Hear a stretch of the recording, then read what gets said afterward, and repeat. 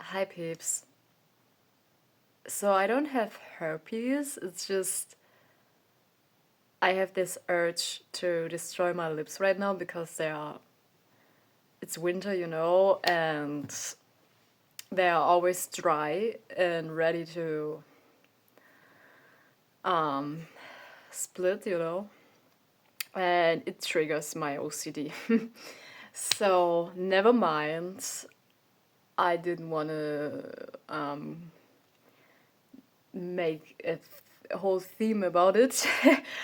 The theme for right now is I had a encounter with a person which was very weird, cause he tried to intimidate me in a way and spread doubt and fear in my mind, because I'm doing this YouTube channel talking about I'm talking about my mental health issues, and to some extent I use it to express myself and cope with it, because I don't have so many people which I trust enough to be vulnerable and talk about this.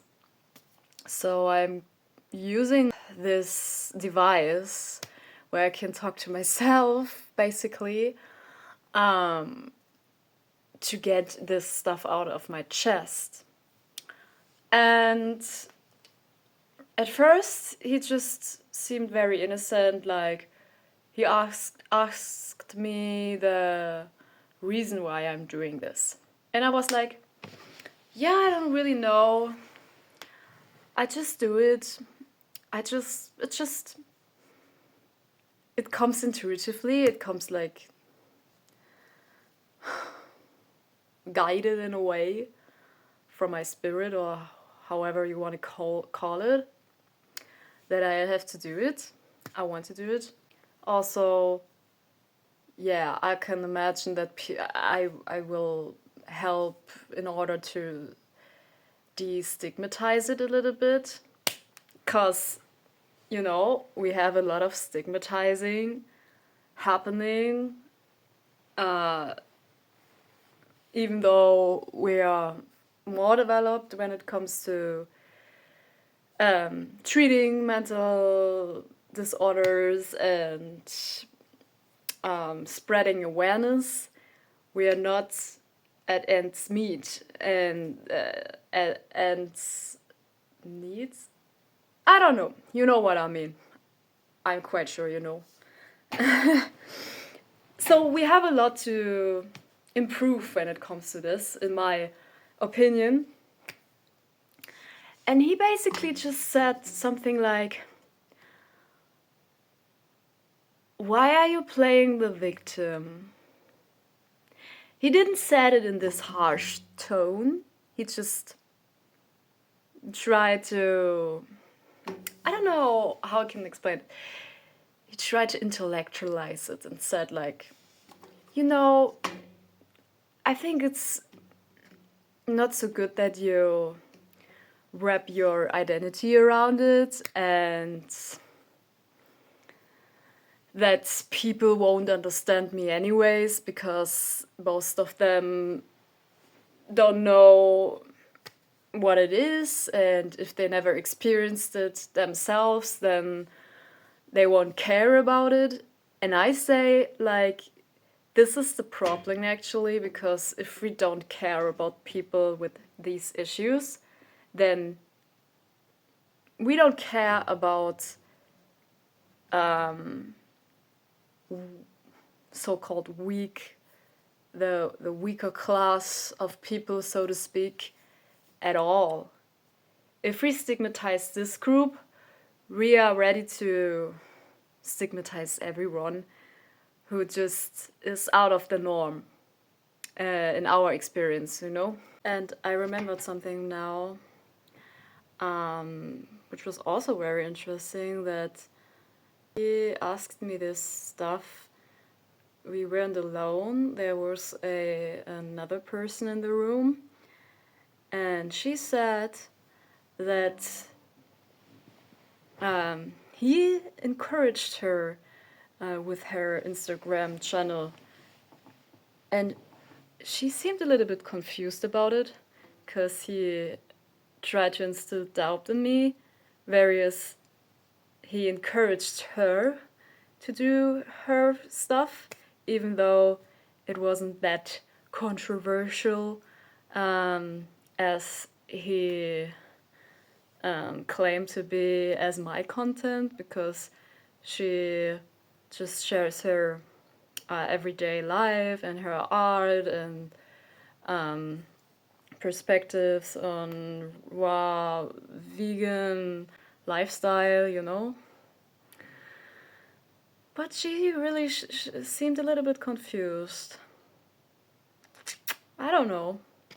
And this is the reason why minorities always try to fight for their rights and fight for their survival in this cruel world, which is just right now in a very bad state overall.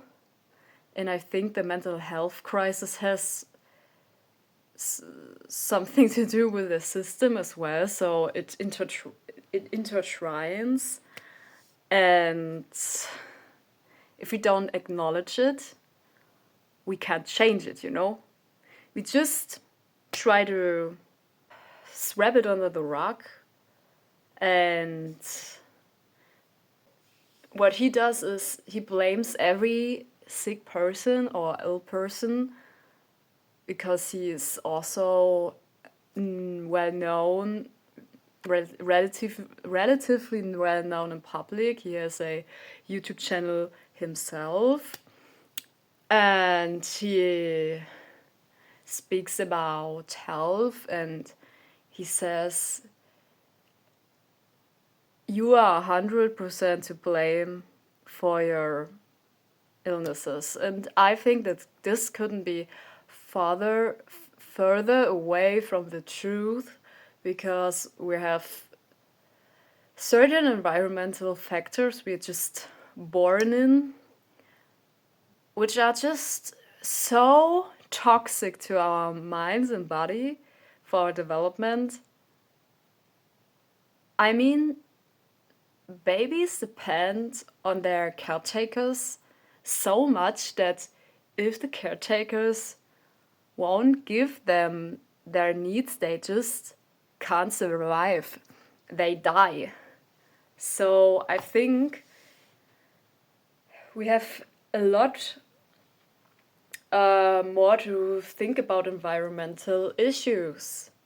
You know, if you're poor, you're more prone to develop mental health issues. If you are emotionally abused by your caretakers, you're also more prone to it. Like, there is a component which he just neglects, ignores even, to this reality where people can develop these issues without them doing anything for it. You know, you can improve your lifestyle, and I did that. You know, I go to the gym now, and I'm doing this like 3 to 4 times a week, and I'm doing good with it. And also I eat healthy and stuff. I try to manage it. I mean, I'm not perfect in this, but you know, I'm still depressed and unmotivated sometimes. In fact, now as it is winter, which is also an environmental factor, you cannot just deny that it has an effect on the human condition. I'm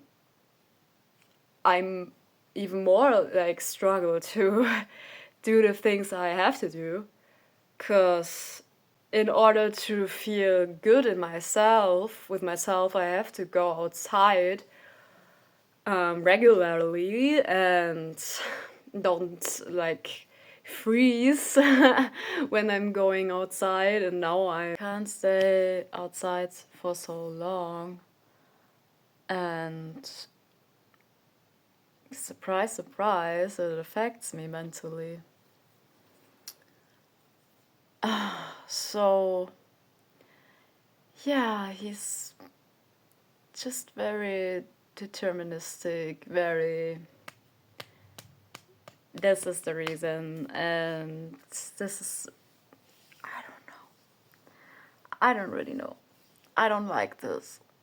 He also says that pain is transformative, and he generalizes it like it's not for everyone the case. For some people, pain can really, really wreck their life. And many people, they don't transform out of pain. They break because of the pain they endured for decades. And he just says he wants to infuse pain in people because he is completely convinced that this is necessary in order to grow. And I doubt it. I think to some extent I can agree that that it is good that you are aware of your comfort zone, and that you leave this zone from time to time with tiny little steps. This can help, okay?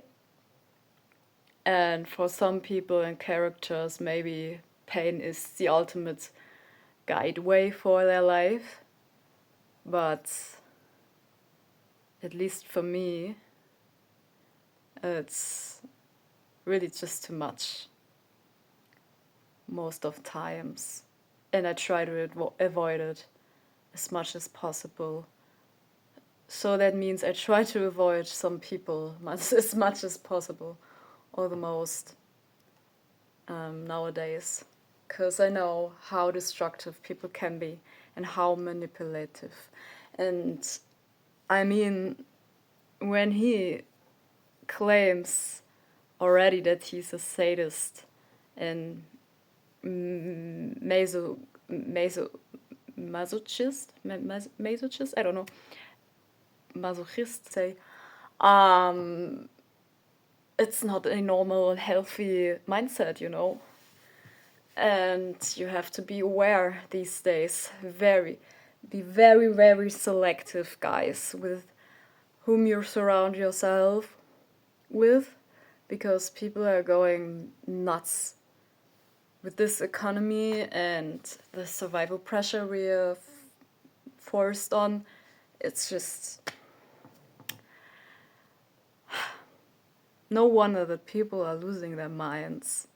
And if you want to deny it and still claim that it's just to transform your spirit, then I don't know if I can trust you. You clearly don't have any empathy. And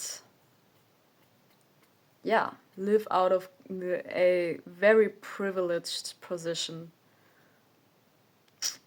So this is my take on,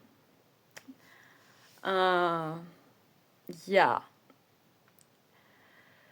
So I think it's a narcissistic thing that people want to instill doubt in you also.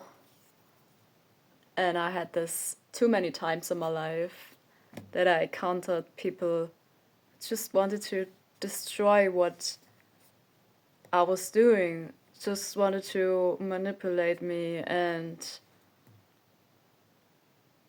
try to talk down to me on me and the things I was good at and the things I loved. And I'm no longer consenting to this. I'm doing what I want right now, even if this isolates me.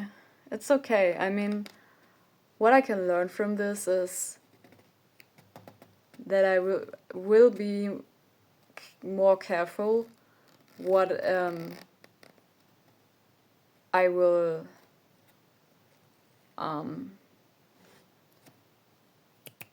take on, and which perspective is useful for me, because not all perspectives deserve a recognition, to be honest. If you're connected with yourself, and I am, I'm hyper aware of myself most of times, and I can reflect very easily what is going on and what I'm doing wrong. I mean, I'm not perfect in it, but I think I'm a very critical person. And most of times people just wanna, they just derive some kind of joy out of the reactions of people, negative reactions. And yeah, it's crazy to me because I'm not that type of girl. I can't really imagine hurting someone intentionally. I just don't have it in me. Yes. I mean, I'm really not an angel, to be honest. I mean, I have borderline personality disorder, so I can get frustrated very quickly. I can get angry. I can can get irritated. But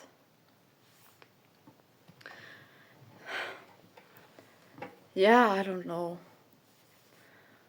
What was the point? You're not wrong for drawing boundaries,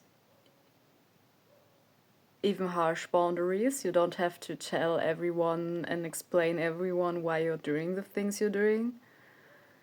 If they can't understand, that's theirs, and you don't have to over-explain and prove that what you think and what you are doing is the right thing, I guess. And be careful how you are tempted right now to scatter your concentration and your attention.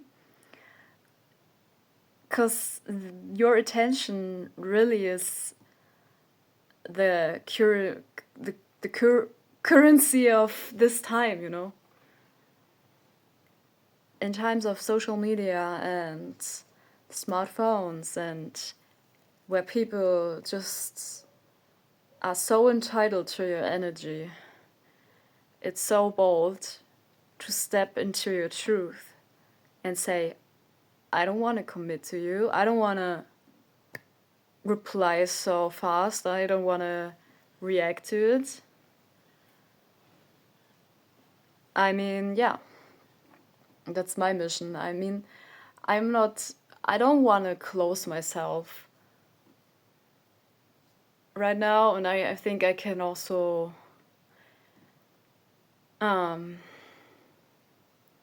be perceived as cold, but the world taught me very obvious that it's very necessary right now to be determined with yourself and what you are doing, and how you put your priorities, you know. And if you just throw away everything you have your energy, your currency, your attention, then there's not much left for you to succeed on. And I wanna succeed, or I don't just crave this goal in specific because it's very high for me. I just wanna at least have a stable income someday and survive on my own, be independent. And in order to do this, you have to sacrifice a little bit the social norms you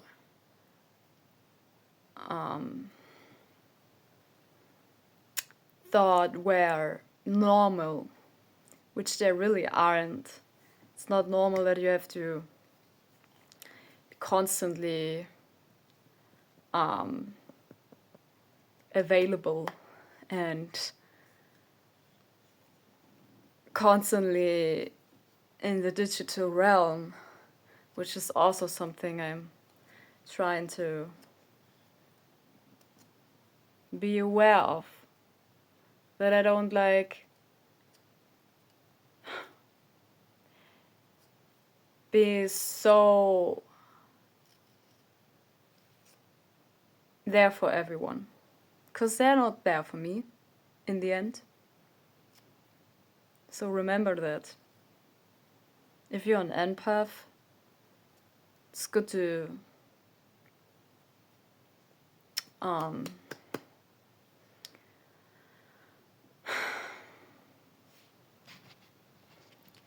it's good to carefully select your energy towards people who deserve your attention, because they are also willing to be empathetic to you. And if they don't, just match them with their energy, really. Match them with the same. They are responding to you. So I don't like to do this, and I'm still feeling guilt and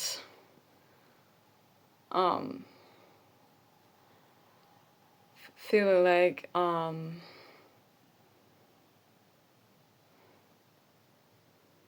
I, in a way, have to